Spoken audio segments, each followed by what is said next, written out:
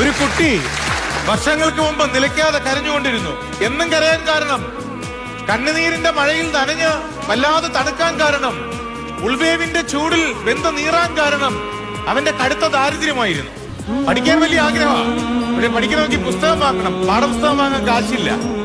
ദാരിദ്ര്യം, കൊടിയ ദാരിദ്ര്യം. ഒരു കുടിലാണ് താമസം. ഓലക്കുടിലെന്ന് പറയാൻ കഴിയില്ല, കാര്യം വർഷത്തിലൊരിക്കൽ ഓല മേഞ്ഞാലല്ലേ അത് ഓലക്കുടിലാവും. ഓല മേയാനും കാശില്ല അച്ഛന്റെ കയ്യിൽ. അതുകൊണ്ട് തന്നെ ചോർന്നൊലിക്കുന്ന ആ കൂരയിൽ ജീവിച്ചിരുന്ന ആ പാവപ്പെട്ട കുട്ടി, ജീവിതം ദുരന്തപൂർണമാണ് എന്ന് തിരിച്ചറിഞ്ഞ് വേദനിക്കുന്ന ആ കുട്ടി, കുട്ടൻ എന്ന പേരുള്ള ആ കുട്ടി തന്റെ കൂട്ടുകാരനായ സമ്പന്നനായ ബാബുവിനോട് പറഞ്ഞു, കൂട്ടുകാരാ, നിനക്കുള്ള ഒരു ടെറസ് വീടാണ്, ഞാനിതുവരെ ടെറസ് വീട് കണ്ടിട്ടില്ല, നീ എന്നെ നിന്റെ വീട്ടിലേക്കൊന്ന് കൂട്ടിക്കൊണ്ടുപോകണോ? ബാബു പറഞ്ഞൊരു കാര്യം ചെയ്യ്, നിന്നെ ഇപ്പൊ കൊണ്ടുപോയാൽ അച്ഛനും അമ്മയും വഴക്കു പറയും, നീ ദരിദ്രനും കറുത്തവനുമാണ്, നീ അടുത്ത ഞായറാഴ്ച അവധി ദിവസം അവരില്ലാത്തൊരു ദിവസം ഉച്ചയ്ക്ക് വരുമെന്ന് പറഞ്ഞു. ഉച്ചനേരമായപ്പോ ഈ കുട്ടൻ കഞ്ഞിക്കലത്തിൽ കൈയിട്ടിളക്കിയപ്പോ കിട്ടിയ 2 വറ്റ് കഴിച്ച് വിശപ്പിന്റെ കാഠിന്യം മാറ്റിയിട്ട് കൂട്ടുകാരന്റെ വീട്ടിൽ പോയി. അവിടെ ചെന്നപ്പോ ഈ കൂട്ടുകാരൻ അവനെ കൈപിടിച്ച് കൂട്ടിക്കൊണ്ടുപോയി അകത്തേക്ക്. അകത്ത് ചെന്നപ്പോ ഇവൻ കണ്ട കാഴ്ചകൾ ഇവൻ അത്ഭുതപരതന്ത്രനാക്കി. വിരൽ തൊട്ടാൽ പതുങ്ങുന്ന ഇരിപ്പിടങ്ങൾ, മിനുസമുള്ള തറ, മാർബിൾ തറ, മഴവില്ലിന്റെ 7 നിറങ്ങളും ചാലിച്ച ജനൽ കർട്ടനുകൾ, വാതിൽ കർട്ടനുകൾ, പൂപ്പാത്രങ്ങൾ, ആലഭാരങ്ങൾ, ആഡംബരങ്ങൾ, ഇതെല്ലാം കണ്ട് കണ്ണു നിറഞ്ഞ നിർധരനായ കുട്ടൻ താഴെ ഇറങ്ങി വന്നപ്പോ വീട്ടുമുറ്റത്തൊരു നായ്ക്കൂട്, അതിലൊരു വെളുത്ത പോമറേനിയൻ പട്ടിക്കുട്ടി, ആ പട്ടിക്കുട്ടിയുടെ മുന്നിൽ ഒരു വെളുത്ത പാത്രം. കഞ്ഞിക്കലത്തിൽ കൈയിട്ടിളക്കി 2 വറ്റ് കഴിച്ചിട്ട് വന്ന കുട്ടന്റെ കൺമുന്നിൽ ആ പാത്രത്തിൽ നിറയെ chicken fry, fish fry, beef fry, ചോറ്, മീൻ പൊരിച്ചത്. അന്തം വിട്ട കുട്ടൻ അതാണ് കണ്ണുകളിൽ നിറച്ച കാഴ്ച. അടുത്ത ദിവസം ക്ലാസ് തുടങ്ങി. ക്ലാസ് ടീച്ചർ ക്ലാസ് എടുത്തുകൊണ്ടിരുന്നപ്പോ AEO പരിശോധനയ്ക്ക് വന്ന് കുട്ടികളോട് ചോദിച്ചു, നിനക്ക് എന്താവണമെന്ന് ചോദിച്ചു.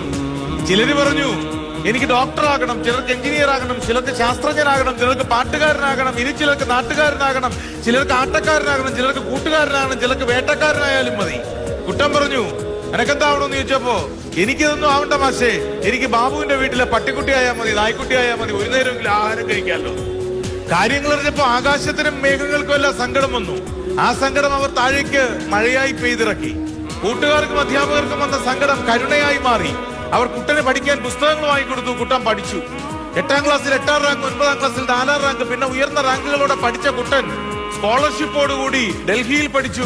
അവിടുത്തെ പഠിത്തം കഴിഞ്ഞ് കൂടുതൽ മികച്ച സ്കോളർഷിപ്പോടുകൂടി ലണ്ടനിൽ പഠിച്ചു. ബിരുദാനന്തര ബിരുദവും ഗവേഷണവും ഒക്കെ പൂർത്തിയാക്കി നാട്ടിൽ വരാൻ നേരത്ത് കുട്ടന്റെ കയ്യിൽ സായിപ്പ് ഒരു കത്ത് കൊടുത്തിട്ട് പറഞ്ഞു, കുട്ട, ഈ കത്ത് എന്റെ രാജ്യത്തിലെ പ്രധാനമന്ത്രിയുടെ കയ്യിൽ കൊണ്ടു കൊടുക്കണം എന്ന് പറഞ്ഞു. പ്രധാനമന്ത്രി, ഇന്നത്തെ അല്ല, അന്നത്തെ പ്രധാനമന്ത്രിയാ, പണ്ഡിറ്റ് ജവഹർലാൽ നെഹ്റു, നവഭാരത ശില്പിയുടെ കയ്യിൽ കുട്ടൻ കത്തുകൊണ്ട് കൊടുത്തപ്പോ കത്തിൽ എഴുതിയിരുന്നത്രേ, ഈ കുട്ടനെ പിടിച്ച് നിങ്ങളുടെ നാട്ടിലെ ഒരു കോളേജിലെ അധ്യാപകനൊന്നും ആക്കിക്കളയരുത്, ഇയാൾ ഈ രാജ്യത്തിനെ തന്നെ പഠിപ്പിക്കാൻ കൊള്ളാം. കുട്ടനൊന്നും കേട്ടില്ല, നാട്ടിൽ വന്നൊരു കോളേജിൽ അധ്യാപകനായി. 1 വർഷം കഴിഞ്ഞപ്പോ നെഹ്റു വിളിച്ചു പറഞ്ഞു, കുട്ട, നീ പഠിച്ചതും പഠിപ്പിച്ചതും ഒക്കെ മതി, ഇനി ഈ രാജ്യത്തിനെ കുറിച്ച് പഠിപ്പിക്കാൻ വിദേശത്ത് പോകാൻ പറഞ്ഞു. അതും കഴിഞ്ഞു. കുറെ കാലം കഴിഞ്ഞ് കുട്ടൻ തിരിച്ചു വന്നപ്പോ ഒരു രാഷ്ട്രീയ കക്ഷി കുട്ടനെ പിടിച്ച് തെരഞ്ഞെടുപ്പിൽ മത്സരിപ്പിച്ചു. കുട്ടൻ ജയിച്ചു. MP ആയി, കേന്ദ്രത്തിൽ സഹമന്ത്രിയുമായി. ഒടുവിലൊരു പ്രഭാതത്തിൽ വേദനിപ്പിക്കുന്ന വാർത്തകളുടെ നടുവിൽ ഭാരതം വിറങ്ങലിച്ചു നിന്ന ആ കാലഘട്ടത്തിൽ പള്ളി പൊളിക്കപ്പെടുകയും അഴിമതി, അരാജകത്വം വളരെയധികം നൃത്തം ചെയ്യുകയും ചെയ്ത ഇന്ത്യയുടെ വാർത്തകളുടെ കൂട്ടത്തിൽ ആ ദിവസത്തെ പ്രഭാതം പക്ഷേ ലോകമെമ്പാടുമുള്ള ഭാരതീയർക്ക്, നമ്മൾ വിശിഷ്യ മലയാളികൾക്ക് അഭിമാനത്തിന്റെ യശോധാവല്യങ്ങൾ പകർന്നു തന്ന ഒരു പ്രഭാതമായി മാറി. കാരണം ആ പ്രഭാതത്തിൽ വന്ന വാർത്ത, ബാബുവിന്റെ വീട്ടിലെ നായ്ക്കുട്ടിയാകാൻ കുറിച്ച കുട്ടൻ എന്ന ആ പാവപ്പെട്ട കറുത്ത കുട്ടി വളർന്നു കഴിഞ്ഞപ്പോ ലോകത്തിലെ ഏറ്റവും വലിയ ജനാധിപത്യ രാജ്യങ്ങളിലൊന്നായ ഇന്ത്യ എന്ന നമ്മുടെ മഹാസാമ്രാജ്യത്തിന്റെ കറുത്തവനും ദളിതനുമായ ആദ്യത്തെ പ്രസിഡന്റായി, രാഷ്ട്രപതിയായി സത്യപ്രതിജ്ഞ ചെയ്തു എന്നാണ് ആ വാർത്ത.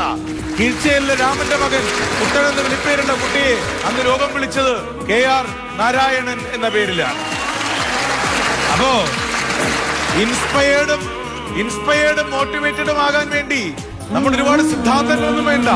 നമുക്ക് മുമ്പേ ഇതിലെ ജീവിച്ച് കടന്നുപോയ മനുഷ്യരുടെ കയ്യൊപ്പുകൾ, അവരുടെ കാൽപ്പാടുകളൊന്ന് ഓർത്തെടുത്താൽ മതി ജീവിതത്തിന്റെ വഴികളിൽ നമുക്ക് ഇൻസ്പയർഡ് ആകാൻ. അതിനേക്കാൾ വലിയ ഇൻസ്പിറേഷൻ ഒന്നും, കൺമുന്നിലുള്ള ഉദാഹരണങ്ങളെക്കാൾ വലിയ ഇൻസ്പിറേഷൻ ഒന്നും ഒരു പാഠപുസ്തകത്തിലെ താളുകളിൽ നിന്ന് നമുക്ക് കിട്ടില്ല. ഇപ്പോ MBA ആസ്പിറൻസ് ആണ് നിങ്ങൾ. തോമസ് ഹാരിസിന്റെ I am okay, you are okay എന്നൊരു സിദ്ധാന്തമുണ്ട്. 4 തരത്തിലാണ് അത്രേ മനുഷ്യർ. ആദ്യത്തെ ആളുകൾ പറയും, നിങ്ങളുടെ ഡ്രസ് കൊള്ളാം, എന്റേത് കൊള്ളില്ല, I am not okay, you are okay. രണ്ടാമത്തെ ആള് പറയും, ഞാനൊരു സംഭവമാണ്, നിങ്ങളെ കൊണ്ടത്തിന് കൊള്ളാം. I am okay, you are not okay. മൂന്നാമതൊരു കൂട്ടരുണ്ട്, എന്റെ നാട്ടിലാണ്, തിരുവനന്തപുരത്ത് അവർ കൂടുതലുള്ളത്. I am not okay, you are not okay, the world is not okay. ഞാൻ ശരിയല്ല, നീ ശരിയല്ല, ഈ ലോകമേ ശരിയല്ല. പക്ഷേ മൈ ഡിയർ ഫ്രണ്ട്സ്, നാലാമതൊരു കാറ്റഗറി ഉണ്ട്. Who could make their real signatures on the face of the globe. ഭൂഗോളത്തിന്റെ മുഖത്ത് സ്വന്തം ജീവിതം കൊണ്ട് അടയാളപ്പെടുത്തിയിട്ടുള്ളവർ, സ്വന്തം കയ്യൊപ്പ് പതിച്ചവർ, ഇന്ദ്രധനുസ് പോലെ തൂവലുകൾ താഴെയിട്ടവർ. അവർ ചിന്തിച്ചത് I am okay, you are okay എന്നാണ്. പരസ്പരം ശരിയാകുന്ന ഒരു കാലഘട്ടത്തിനെ കുറിച്ച് സ്വപ്നം കണ്ടവരാണ്.